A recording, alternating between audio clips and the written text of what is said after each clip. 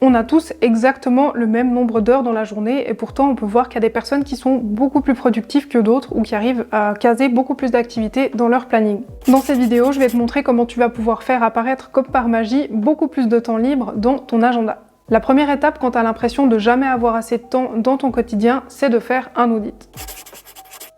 Pour faire un audit, c'est très simple, tu vas prendre les 7 derniers jours qui se sont passés. Moi en général, j'aime bien faire du lundi au dimanche et tu vas noter scrupuleusement toutes les activités que tu as fait au cours de tes journées et surtout le temps qu'elles t'ont pris. À la fin de ces 7 jours, tu vas te poser les questions suivantes. Dans quelle activité mon temps est-il réparti aujourd'hui? Est-ce que je suis satisfait ou satisfaite de la manière dont j'utilise mon temps? Quelles sont les activités qui me prennent du temps mais qui m'apportent aucune satisfaction? Quelle est ma vision d'une belle vie? Quels sont mes objectifs? Est-ce que j'intègre des activités qui me rapprochent de mes objectifs dans mon quotidien? Toutes ces questions, elles vont t'aider à faire le point sur la situation actuelle et elles sont un excellent point de départ pour revoir ton emploi du temps. Plan d'action.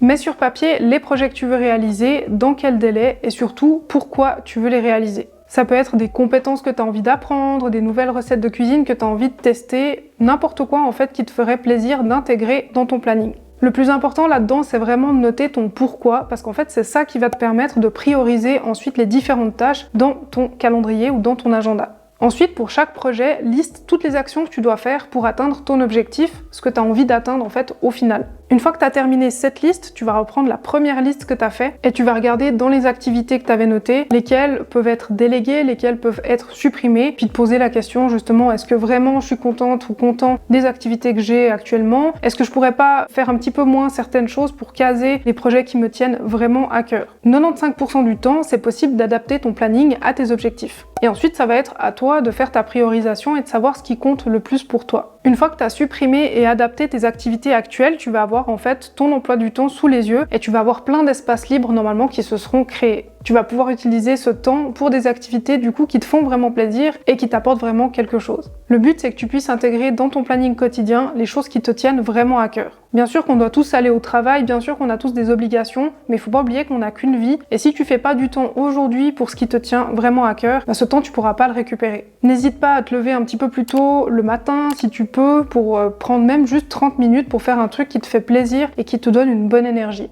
Ou sinon, regarde si tu peux pas sacrifier justement 30 minutes devant la télé le soir d'avant pour te lever plus tôt, ou 30 minutes par-ci, 30 minutes par-là. Ça te permet soit d'apprendre de nouvelles compétences, ou soit de faire un truc que tu as vraiment envie de faire. Ce qu'il faut comprendre, c'est que le temps, dans tous les cas, il va passer, et si tu prends pas le temps aujourd'hui justement de faire un audit et de vraiment reprendre le contrôle de ton quotidien, ce temps-là, il va être perdu et tu pourras pas le récupérer. Organisation.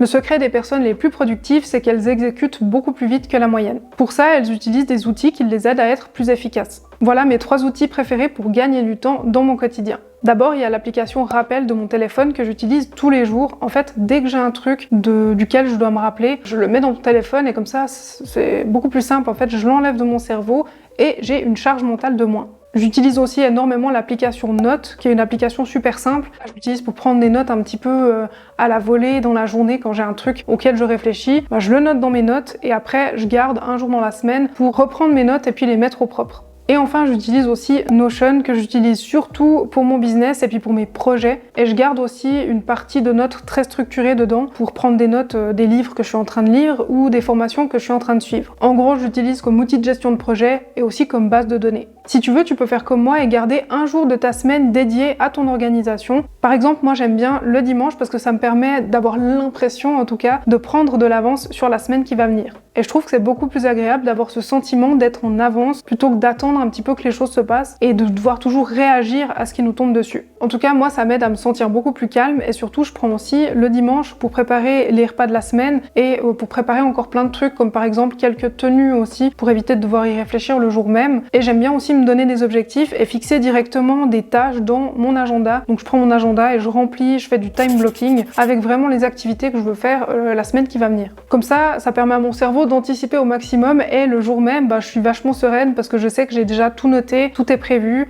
et je sais que je vais pouvoir dérouler mon planning sans problème. Bien sûr, il faut aussi laisser un petit peu de place à la spontanéité, ça c'est pas un souci, mais au moins ça permet de pas trop être en mode réactif et ça enlève quand même pas mal de stress, en tout cas je trouve. Il y a un autre message que je veux te faire passer dans cette vidéo, c'est que ton emploi du temps, il est censé évoluer avec toi et être adapté à toi. Je trouve que dans notre société, on est trop en mode ok, je dois faire un emploi du temps comme ci ou comme ça parce que c'est ce qu'on m'a dit de faire. Il y a le travail, il y a les tâches à la maison, etc.